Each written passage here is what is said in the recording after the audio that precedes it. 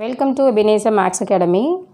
இதில் இன்றைக்கி நம்ம பார்க்க போகிற வீடியோஸ் என்ன அப்படின்னு பார்த்தீங்கன்னா 10th மேக்ஸ் எக்ஸசைஸ் 1.1ல் இருக்கக்கூடிய சம் 3 தான் இன்றைக்கி நம்ம பார்க்க போகிறோம். தேர்ட் சம் பாருங்கள். ப்ரீவியஸ் வீடியோவில் ஃபஸ்ட்டு 2 சம் நம்ம போட்டிருக்கோம், நீங்கள் வீடியோவில் போய் பார்க்கலாம். ஸோ இதில் வந்துட்டு if B cross A is equal to உங்களுக்கு இங்கே வேல்யூஸ் கொடுத்துட்டாங்க. ஃபைண்ட் ஏ அண்ட் பி அப்படின்னு கேட்டிருக்காங்க. ஸோ நார்மலாக வந்துட்டு நாம் பி கிராஸ் ஏ கண்டுபிடிப்போம், பி தனியாக ஏ தனியாக கொடுத்துருப்பாங்க. இப்போ இங்கே என்ன கொடுத்துருக்காங்கன்னா உங்களுக்கு கிராஸ் பண்ணி ஆன்சரே கொடுத்துட்டாங்க. நீங்கள் என்ன கண்டுபிடிக்க போகிறீங்க, ஏவும் பியும் கண்டுபிடிக்க போகிறீங்க. ஸோ இது எப்படி கண்டுபிடிக்கலாம் அப்படின்னு பார்த்தீங்க அப்படின்னா, ஸோ ஃபஸ்ட்டு வந்து பி அப்படின்றத நம்ம எப்படி ஃபைண்ட் அவுட் பண்ணலாம் அப்படின்னு பார்த்தீங்கன்னா, B is equal to set of first coordinates of B cross A.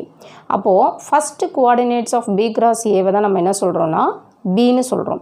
First அப்படிங்கிறது என்ன அப்படின்னு பார்த்தீங்க அப்படின்னா, இதில் எதெல்லாம் ஃபஸ்ட்டு இருக்குதோ அதுதான் பி. ஓகேங்களா? ஸோ ஃபஸ்ட்டு இருக்குது பார்த்தீங்களா, அதுதான் பி. ஏன்னா இங்கே என்ன கொடுத்துருக்காங்க, பி தான் கொடுத்துருக்காங்க. ஸோ ஃபஸ்ட் எலமெண்ட் எல்லாமே பி, ஏ வந்து செகண்ட் எலமெண்ட்டு. ஓகேங்களா? ஸோ நீங்கள் மாற்றி எழுதிடக்கூடாது. கொடுத்துருக்கிறதுலையே பி தான் ஃபஸ்ட் எலமெண்ட்டு, அதுக்கப்புறம் ரெண்டாவது இருக்கிறது ஏ எலமெண்ட்டு. உங்களுக்கு புரியும்னு நினைக்கிறேன். ஸோ பிங்கிறது set of first coordinates of B cross ஏ.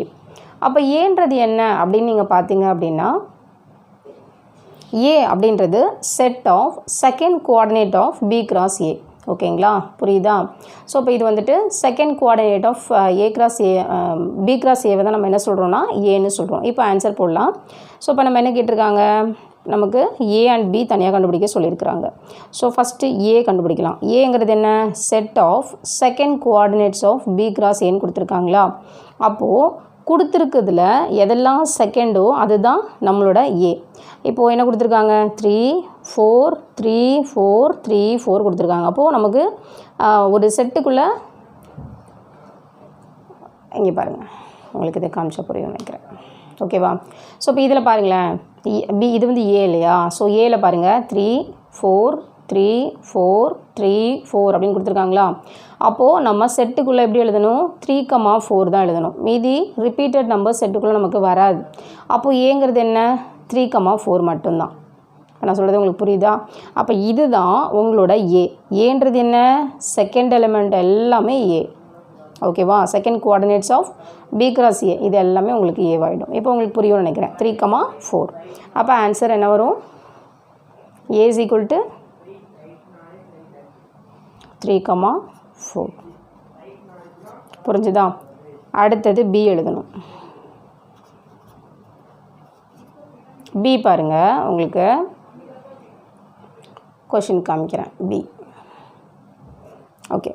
இப்போது பின்றது நான் என்ன சொன்னேன் already, set of first coordinates of B cross ஏன்னு சொன்னேன். எதெல்லாம் ஃபஸ்ட்டோ அதெல்லாம் உங்களோட பி.